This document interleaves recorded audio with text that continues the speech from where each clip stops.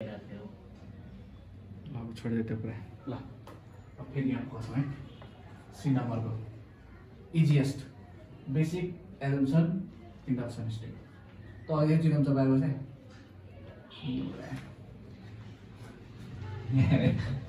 पुरा नाम स्टाइल आएको छ यहाँ फेरि। बेसिक स्टेप फर्स्टमा के गर्नु पर्यो यसलाई स्टेटमेन्ट भनेर दिनु पर्यो। अहिले कस्तो है लेट 1 + 3 + 5 + 7 बी नम्बरको भयो नि एन नम्बरको एन स्क्वायर बी अब नफालेको सब छोड्दै अहिले यहाँ कहाँ फाल्छ डस्टबिनै छैन।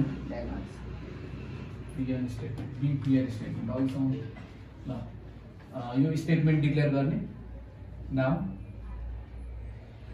For n = 1 for n = 1 for n = 1 p1 check गर्ने LHS मा हेर्छौँ।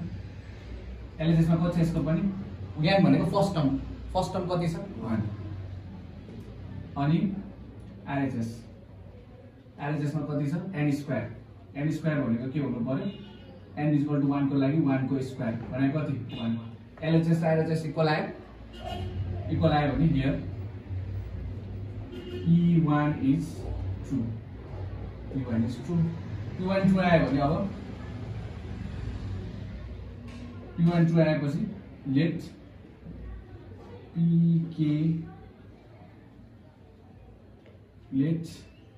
Pn be true for n = के गर्ने के टर्मको लागि के टर्म सम्मको लागि चाहिँ यो ट्रु छ भनेर एज्युम गर्ने है Pn is true for n = k that is pk भनेको के हुन्छ 1 + 3 + 5 + 7 + के हुनु पर्यो n को ठाउँमा अब के हुनु पर्यो के यो टर्म सम्म चाहिँ के हुनु पर्यो ट्रु छ भनेर हामीले सेकेन्ड स्टेपमा एजम्पसन गर्छौँ। आफैले एज्युम गर्यो कहाँबाट आयो एज्युम गरेर आयो एज्युम गरेछ त्यही भएर आयो। एज्युम गरेपछि अब के गर्ने चेक गर्ने k + 1 टर्मको लागि चाहिँ के हुन्छ भनेर चेक गर्ने है। यहाँबाट म यहाँ लगे again for k + 1 for n = k + 1 that is pk + 1 adding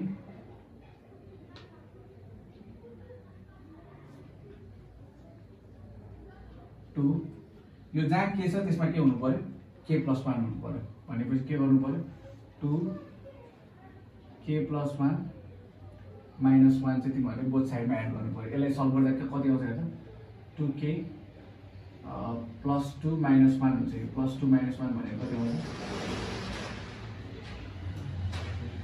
+1 2k + 1 चाहिँ दुवै साइडमा एड गर्नु पर्यो। त्यसपछि के हुन्छ हेरौँ है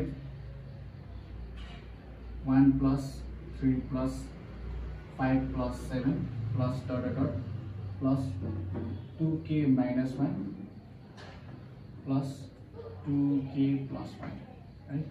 हामी यो k को ठाउँमा चाहिँ के गर्नु पर्यो k + 1 चाहिँ राख्नु पर्यो। यसो गर्दाखेरि के हुन्छ अब k² + 2k + 1 यो गरे अब हेर यो टर्मको लागि हेर्छ k² + 2k + 1 भने कति हो k + 1 को कति आयो होल स्क्वायर कति सजिलो हेर त n स्क्वायर को ठाउँमा के आउनु पर्यो n को ठाउँमा चाहिँ k + 1 आउनु पर्यो कि त्यति भयो भने right which is true for n = k + 1 so by mathematical induction